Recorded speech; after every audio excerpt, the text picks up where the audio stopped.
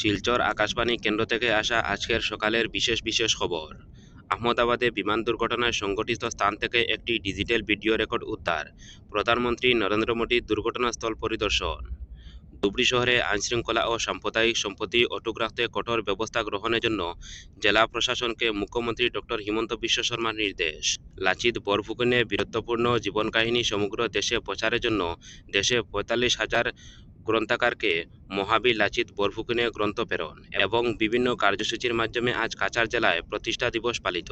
এবার শুনুন বিস্তারিত খবর। গুজরাট সন্ত্রাসবাদ বিরোধী স্কোয়াডে এটিএস এর একটি দল আহমেদাবাদে বিমান দুর্ঘটনাস্থল থেকে একটি ডিজিটাল ভিডিও রেকর্ড উদ্ধার করেছে।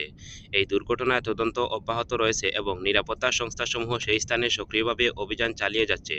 তদন্তের সহায়তার জন্য ফরেনসিক বিশেষজ্ঞের একটি দলও সহযোগিতা করেছে। আকাশবাণী আহমেদাবাদের সংবাদদাতাকে জানিয়েছেন যে দুর্ঘটনায় আহত লোকেদের জীবন বাঁচানোর জন্য বহু লোক অসামরিক হাসপাতালে রক্তদান করেছেন।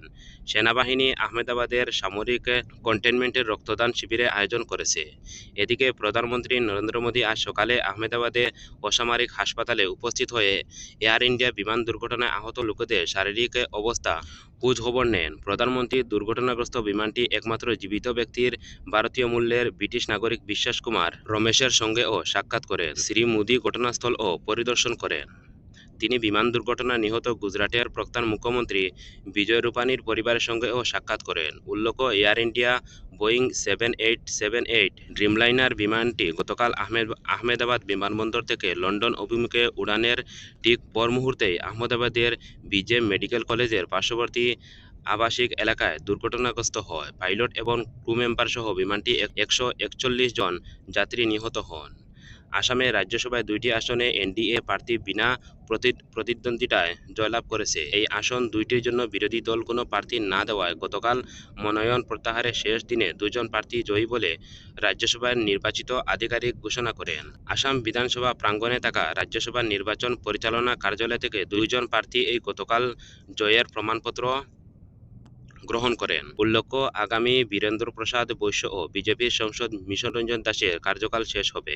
মুখ্যমন্ত্রী ডক্টর হিমন্ত বিশ্ব শর্মা আজ ধুবড়ী আবর্ত ভবনে জেলা প্রশাসনের আধিকারিকদের সঙ্গে জেলাটি আইনশৃঙ্খলা পরিস্থিতি পর্যালোচনা করেন। বিগত কয়েকদিন থেকে ধুবড়ীতে অশান্ত পরিস্থিতির পরিপ্রেক্ষিতে মুখ্যমন্ত্রী জেলা প্রশাসনকে শান্তি শৃঙ্খলা বজায় রাখার জন্য সব প্রয়োজনীয় ব্যবস্থা গ্রহণ করার নির্দেশ দেন।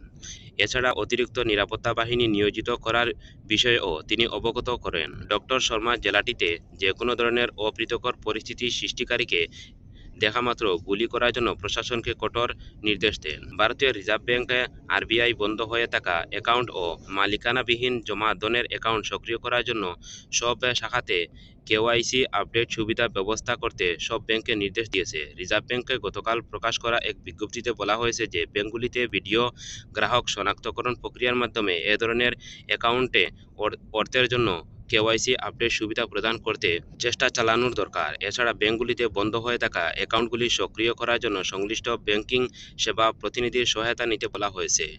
ডাক বিভাগ শৈক্ষিক, সাংস্কৃতিক, সামাজিক ও ধর্মীয় গ্রন্থের বহনসাধ্য বিতরণের জন্য জ্ঞান পোস্টের নামের পৃথক ডাকসেবা আরম্ভ করেছে। দুর্গম ও গ্রামাঞ্চল সহ সমগ্র দেশে চাপা শৈক্ষিক সামগ্রী সুবল করে শৈক্ষিক ব্যবধান হ্রাস করার নতুন শিক্ষানীতি লক্ষ্য অনুযায়ী এই ডাকসেবা আরম্ভ করা হয়েছে। জ্ঞান ডাক সেবার অধীনে 300 গ্রাম পর্যন্ত ওজনের প্যাকেটের জন্য 20 টাকা ও 5 কিলোগ্রাম পর্যন্ত ওজনের প্যাকেটের জন্য সার্বিক 100 টাকা মাশুল ধার করা হয়েছে। স্বচ্ছতা ও নির্ভরশীলযোগ্যতা সুনিশ্চিত করার জন্য এই সেবার মাধ্যমে প্রেরণ করা সামগ্রী গন্তব্যস্থানে পৌঁছে কিনা সে বিষয়ে জানার ব্যাপারে ও সুবিধা প্রদান করা হবে।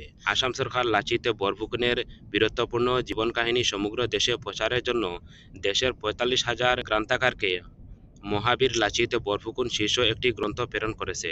এ সম্পর্কে আসাম প্রশাসন পর্যায়ে লাচিত প্রমোদ কলিতা জানিয়েছেন যে লাচিত বরফুকনের জীবন সম্পর্কে একটি গ্রন্থ রচনা করে ভারতের সাংবিধানিক স্বীকৃতি সবকটি ভাষাকে অনুবাদ করতে মুখ্যমন্ত্রী ডক্টর হিমন্ত বিশ্ব শর্মা আসাম প্রকাশন পর্ষদকে দায়িত্ব অর্পণ করেছিলেন। সেই অনুযায়ী বিশিষ্ট লেখক অরূপ কুমার দত্তকে গ্রন্থটি রচনার দায়িত্ব দেওয়া হয়। তিনি বলেন যে নির্দিষ্ট সময়ের মধ্যে সাংবিধানিক স্বীকৃতি সবকটি ভাষাতে গ্রন্থটি অনুবাদ করার জন্য সমগ্র দেশে মোট 23 জন অনুবাদকে দায়িত্ব অর্পণ করা হয়। এ অনুবাদের কাজ শেষ করার পর 23টি ভাষায় একজন বসে সম্পাদককে গ্রন্থটি সম্পাদনা করার জন্য পর্দশ নিযুক্তি দিয়েছেন। লেখক অরূপ কুমার দত্তের রচনা করা আসাম বেড়াহাইট লচিত বরফুকনের নামে একটি গ্রন্থটি মোট 28টি ভাষায় অনুবাদ করা হয়।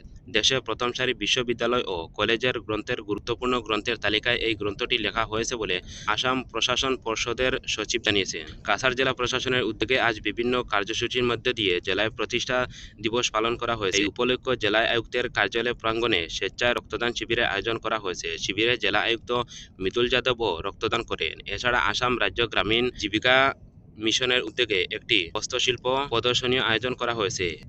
অন্যদিকে শিলচরের গান্ধী ভবনে বিভিন্ন সম্প্রদায়ের একটি সাংস্কৃতিক অনুষ্ঠানের আয়োজন করা হয়।